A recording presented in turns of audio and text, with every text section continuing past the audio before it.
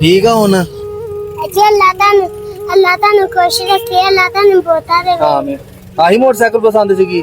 ਸਹੀ ਆ ਹੁਣ? ਚਲੋ ਠੀਕ ਹੈ ਜਨਾਬ। अल्लाह पाक ਤੁਹਾਨੂੰ ਹੁਣ ਪਸੰਦ ਆ? अल्लाह पाक थानू ना रहंदी दुनिया तक अल्लाह पाक दा आदर दवे, अल्लाह पाक थानू इन्ना क दवे कि हर किसी दी तुसी मदद करो। अल्लाह पाक थानू इन्ना क ज्यादा दवे कि इन्ना क ज्यादा दवे ताकि हर किसी गरीब दी तुसी मदद कर सको। अल्लाह पाक मेरे कोल लफाज नहीं है जेड़े मैं इस्तेमाल करा जिन्ना क तुहाडा मेरे ते आसान हो गया। मैनू दोबारा जिंदगी मिल गई यार गड्डी मिलन नाल, मैनू दोबारा दुनिया से मैं आ गया मां। ਇਜਾਜ਼ ਭਾਈ ਆਪਣੇ ਜਿਹੜੇ ਸ਼ੋਰੂਮ ਵਾਲੇ ਆ, ਇਹ ਇਹਨਾਂ ਦਾ ਸ਼ੋਰੂਮ ਤੇ ਦਿਖਾਣਾ ਯਾਰ। ਇਹ ਇਹਨਾਂ ਦਾ ਰਫੀਕ ਕਾਰਪੋਰੇਸ਼ਨ ਦੇ ਨਾਮ ਤੋਂ ਨਾ ਵਾਰਸਪੁਰਾ ਰੋਡ ਦੇ ਉੱਪਰ ਹੀ ਆ। ਮਾਸ਼ਾਅੱਲਾ ਯਾਰ ਬਹੁਤ ਮੁਹੱਬਤ ਕਰਦੇ ਆ ਆਪਣੇ ਭੈਣਾਂ ਭਰਾਵਾਂ ਦੇ ਨਾਲ। ਇਜਾਜ਼ ਭਾਈ ਬਹੁਤ ਸ਼ੁਕਰੀਆ ਯਾਰ ਤੁਹਾਡੀ ਮੁਹੱਬਤ ਦਾ।